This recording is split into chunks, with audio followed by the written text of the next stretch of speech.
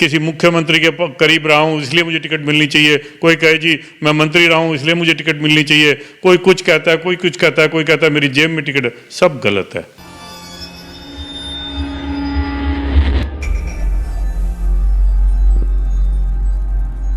नमस्कार। फरीदाबाद विधानसभा चुनावों का बिगुल बज चुका है। पूरे हरियाणा में लोग सत्ता का संग्राम देखने के लिए व्याकुल हैं। फरीदाबाद भी उससे अछूता नहीं है। हम आपकी बात करा रहे हैं आज शहर के निवर्तमान उप महापौर मनमोहन गर्ग से। उनसे ही जानेंगे क्या चल रहा है भारतीय जनता पार्टी में। सर नमस्कार।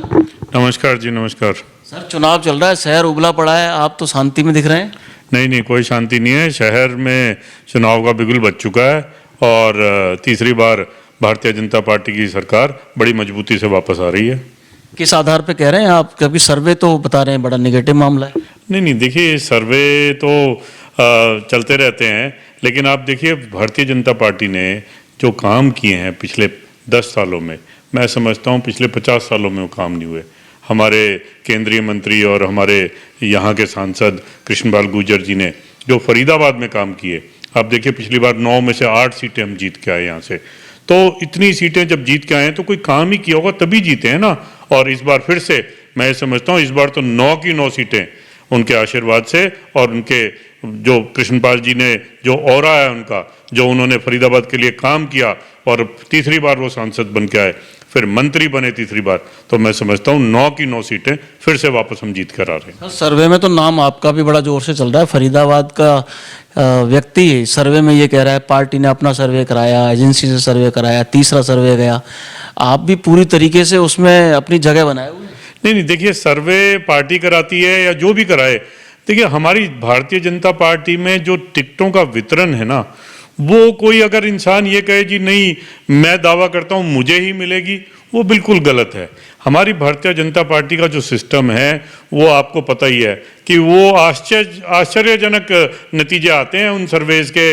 और जब वो कोई कहे जी नहीं मैं किसी मुख्यमंत्री के करीब रहा हूँ इसलिए मुझे टिकट मिलनी चाहिए, कोई कहे जी मैं मंत्री रहा हूँ इसलिए मुझे टिकट मिलनी चाहिए, कोई कुछ कहता है, कोई कुछ कहता है, कोई कहता है मेरी जेब में टिकट है, सब गलत है। भारतीय जनता पार्टी का सिस्टम बड़ा ट्रांसपेरेंट है। वो ग्राउंड लेवल पर जाकर देखते हैं किसने क्या काम किया और कौन आदमी इस टिकट के लिए फिट है, उसी को टिकट मिलेगी। मतलब आप कह रहे हैं कि कोई ये गलतफहमी ना पाले कि भाई मेरे हाथ में या मेरी जेब में टिकट है। मैं ये कहता हूँ सर आपके लिए, मैं कुछ लोगों से बात कर रहा था तो वो ये कह रहे थे भाई मनमोहन गर्ग डिजर्व करते हैं क्योंकि निगम में उन्होंने जो करके दिखाया ना, वो किसी दूसरे व्यक्ति ने उस पद पर रहते हुए करके ही नहीं दिखाया। देखिए नगर निगम एक ऐसी जगह है कि पूरा शहर नगर निगम पे चलता है, चाहे वो कूड़ा प्रबंधन हो, चाहे वो सड़कें हो, चाहे वो सीवर हो, चाहे वो पानी हो। मैं समझता हूँ और एमएलए का जो इलेक्शन है वो लोकल मुद्दों पे होता है, तो लोकल मुद्दे सारे नगर निगम से जुड़े हुए हैं। और मैं पिछले 5 साल जब नगर निगम में रहा, मेरे साथ मेरे सीनियर हमारे देवेंद्र चौधरी जी रहे, मंत्री जी के जो बेटे हैं, और हमारी मेयर रही, हम तीनों ने जो काम करा। और मैं तो ये समझता हूँ देखिए नगर निगम में जिसने काम कर लिया है उसको शहर के बारे में सब कुछ पता है। मेरी छोड़िए, आप हमारे जो मंत्री जी के बेटे हैं देवेंद्र चौधरी जी है, उन्होंने जो हमारे साथ, हमने उनके साथ जो मिलके काम करा, आज तिगांव में आप चले जाइए और देवेंद्र चौधरी जी को वहाँ पर इलेक्शन लड़वा दीजिए, उनको कोई हराने वाला नहीं है, ये मैं गारंटी करता हूँ। क्योंकि वहाँ पर वो उनकी कर्म भूमि भी रही है, मंत्री जी ने भी वहाँ बहुत काम करे हैं, देवेंद्र चौधरी जी ने भी वहाँ बहुत काम कराए हैं।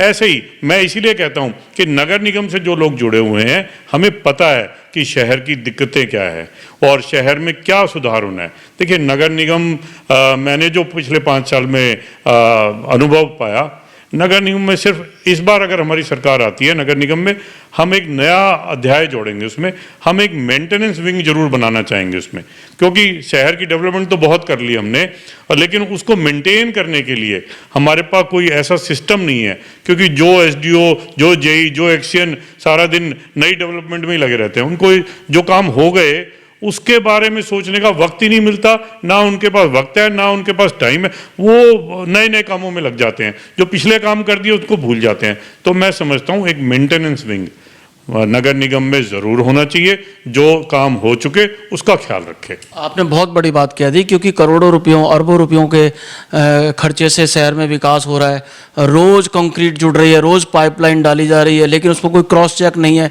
ठेकेदार ने अपना काम किया, पैसा लेकर चला गया, और कोई उसको बताने वाला नहीं कि तेरी सड़क बनने के 5 दिन में टूट गई, उसको कौन सही करेगा। और जहाँ से एक बार टूट जाती है वहाँ से वो सड़क टूट ही जाती है। तो आपने बहुत अच्छी बात कही आपने ये, लेकिन निगम में चुनाव नहीं हो रहे हैं, इसकी वजह से लोगों में थोड़ा सा इसकी कमी खलती है कि सुनवाई नहीं हो रही है उनकी, जबकि पूरा शहर नगर निगम पर डिपेंड करता है। कहते हैं कि जन्म प्रमाण पत्र से लेके मृत्यु प्रमाण पत्र तक, यानी व्यक्ति के पैदा होने से मरने तक नगर निगम ख्याल रखता है। बिल्कुल, तभी तो मैं कह रहा हूँ नगर निगम में जो हमारा एक्सपीरियंस है, अब मैं समझता हूँ कि वो एक्सपीरियंस जिसमें आप देखिए नगर निगम ने बहुत सारे नेता दिए हमारे शहर को। हमारे जो सांसद हैं, हमारे केंद्रीय मंत्री हैं, वो भी पहले पार्षद थे। सीमा तिरखा जी पार्षद थी, और भी कुछ कांग्रेसी नेता हैं वो भी पार्षद रहे हैं, उसके बाद वो नेता बने हैं। तो नगर निगम, क्योंकि नगर निगम मैं बता ही चुका हूँ, नगर निगम में लोकल मुद्दों का पूरा एक्सपीरियंस। अब कूड़ा प्रबंधन है, जैसे इको ग्रीन कंपनी को हम लोग लाए, but it was a big failure. हमें लगा कि भाई वो अच्छा काम करेगी, लेकिन आज भी शहर में मैं मानता हूं कूड़ा शहर में सब जगह पड़ा हुआ है, सफाई नहीं हो रही, क्योंकि इको ग्रीन कंपनी फेल हो गई। वो हमारे जितने भी ब्यूरोक्रेट्स हैं, जितने भी हमारे ऑफिसर्स हैं, उनकी गलती है कि टाइम रहते इको ग्रीन को उन्होंने नहीं रोका, उनको नहीं हटाया, और आखिर में जाकर मुख्यमंत्री जी ने हस्तक्षेप किया और तब उसका टेंडर कैंसिल हुआ है।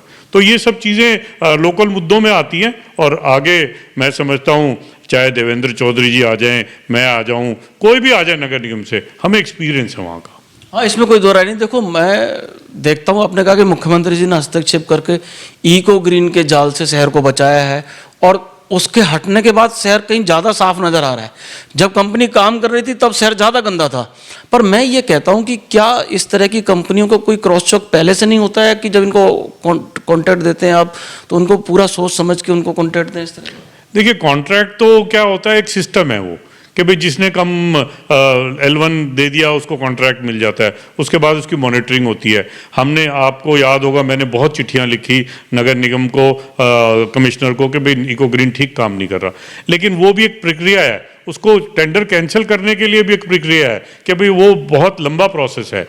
तो वो प्रोसेस फॉलो करके अब मुख्यमंत्री जी ने बड़ा ही डेयरिंग स्टेप लिया कि उसको कैंसिल ही कर दिया।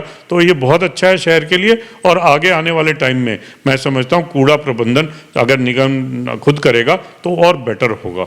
ऐसे ही सीवर की समस्याएं हैं, पानी की समस्याएं हैं, उनको आगे आने वाले टाइम में हम और बेटर करने की कोशिश करेंगे। इसमें कोई दो राय नहीं सर। मैं ये चीज़ देखता हूँ कि आप जब चिट्ठी लिखा करते थे तो आपने कोई विभाग नहीं छोड़ा, आपको बस ये समझ में आता था कि जनता की समस्या का सल्यूशन इससे हो सकता है। आपने पार्टी लाइन को नहीं देखा, आपने निगम में अपने पद को नहीं देखा, आपने केवल, आपको ये लगता था कि जनहित के मुद्दे में ये आवाज़ मुझे उठानी है, और उस पर कार्रवाई होती थी। हम लोग खबरें लिखते रहे हमेशा से। मैं एक बात देख रहा हूँ कि निगम का मैंने 3 कार्यकाल इस शहर में देखा है। 3 कार्यकाल का मतलब मैंने 9 महामानव देखे हैं।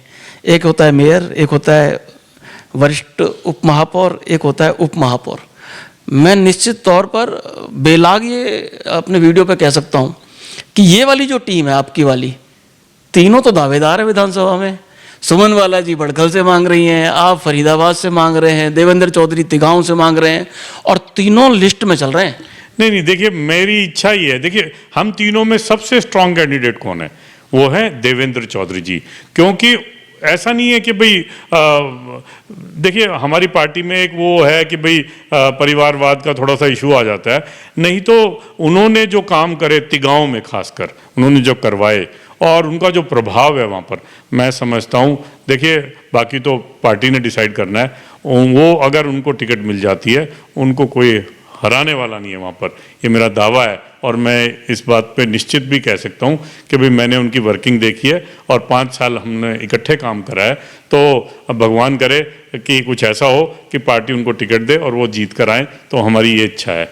हम तो चलो लाइन में है ही, तो हमारे को तो पार्टी जब देगी, हमारी इच्छा है कि उनको जरूर टिकट मिले। और वैसे भी जो नगर निगम में जो नए गांव जोड़े गए हैं, उसमें ज़्यादातर गांव जो है वो तिगांव विधानसभा में जुड़े हैं।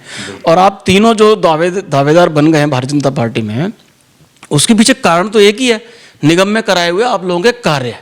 तो फरीदाबाद ऐसा व्यक्ति आपने शायद नहीं देखा होगा, अपनी सीट की बात नहीं कर रहे हैं, कह रहे हैं कि देवेंद्र चौधरी को अगर पार्टी उम्मीदवार बना दे तो बहुत अच्छी बात है। देवेंद्र चौधरी के प्रति इतना लगाव का कोई खास कारण है क्या? नहीं, देखिए वो एक बहुत ही, देखिए एक तो बहुत अच्छे पढ़े लिखे इंसान है और बहुत ही सुलझे हुए इंसान है, बहुत सौम्य, बहुत ही मतलब जिनको कहते हैं ना कूल माइंड वाले इंसान है। तो उनके साथ काम करने में मज़ा आया 5 साल, और मैं समझता हूँ आगे अगर वो बढ़ते हैं तो हमारे लिए बहुत अच्छा रहेगा। चलिए, थैंक यू। ये है मनमोहन गर्ग, इन्होंने हमसे बात की। हालांकि देवेंद्र चौधरी के बारे में ये उड़ती उड़ती खबर है कि वो NIT से भी दावा कर रहे हैं, और कुछ लोग ये कहते हैं कि वो बड़खल से भी आ सकते हैं। कैसी लगी आपको हमारी प्रस्तुति? यदि अच्छी लगी हो तो आप हमें सहयोग करें, सपोर्ट करें, हमारे सोशल मीडिया प्लेटफॉर्म पर लाइक शेयर सब्सक्राइब करें, और आपके कोई सवालात हैं, आपकी कोई सूचना और समाचार हैं तो भी हमें आप ईमेल और व्हाट्सएप कर सकते हैं, क्योंकि आपके सहयोग से ही हमारी पत्रकारिता को बल मिलेगा। धन्यवाद।